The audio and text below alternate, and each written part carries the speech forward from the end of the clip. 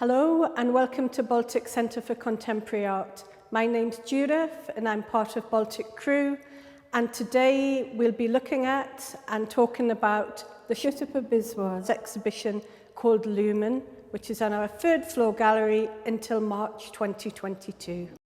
Sutapa moved from India to England when she was a small child in the mid-1960s. And she studied fine art and art history at Leeds University. She studied with Griselda Pollock, who was one of her tutors, and it was in the 80s, and Griselda Pollock was very much at the forefront of feminist art history. And Sutapa, she's very interested in gender, but she's also interested, one of the main themes in her work is that intersection between gender and race. The first few images that we look at are entitled Synapse, and they are a series of photographs that she's created between 1987 and 1992. They are a series of photographs that are projected onto her body, onto her stomach. So they're quite strange in a way. You look at them and think, what are they about? But then you see this belly button and you didn't realize that it's a torso, it's a body. And what's reflected on them are images, photographs, slides of her first visit back to India, kind of 19 years after leaving. And they are places where she grew up.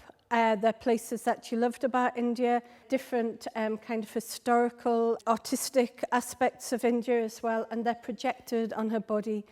It's called synapse, and a synapse is a neuron, a cell in the body, and it's very much about communication, and very much about communication of memory, and it's how kind of ideas are kind of transported around the body. And I think she's very much saying how much, where she was from, and her very formative years, how much they kind of formed her way of looking at the world and formed her as an artist. So this is quite a personal piece of work. It's called Time Flies, 2004. And the impetus for this was her father dying. Her father and her bonded over their love of birds. And the first thing she heard after he died was the sound of birdsong. It was her way of marking time, of kind of just getting the days crossed off. So she would do a different drawing, a different painting of a bird every day. I really love this. I love birds, and it's just really nice to see lots of different pictures of birds. This film is called Birdsong, and it's from 2004. This is a son, and so he was 4 at the time. He said to his mum, he asked her if they could have a horse to come and live with them.